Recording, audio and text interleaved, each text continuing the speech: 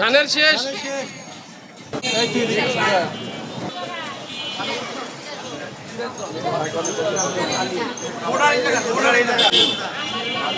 জাতীয় সংসদ নির্বাচন এই জাতির ক্লান্তি লগ্নে এই নির্বাচনটি সবচেয়ে গুরুত্বপূর্ণ এবং তাৎপর্যপূর্ণ।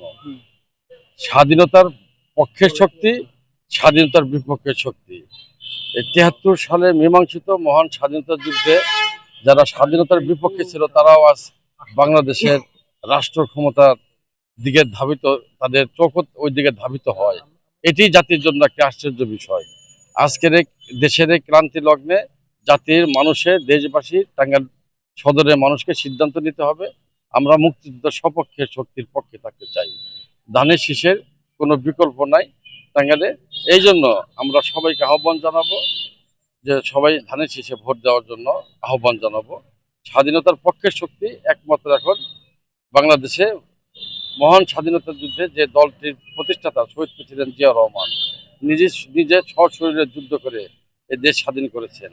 সেই শক্তির আর স্বাধীনতার বিপক্ষের শক্তির এই বাংলাদেশের এই স্বাধীনতা পরবর্তীতে এখন মুখোমুখি। অতএব দেশবাসীকে এবং টাঙ্গাইল সদরবাসীকে অনুরোধ জানাবো যে আমরা সবাই ধানের শীষে ভোট দিয়ে জয়যুক্ত করব।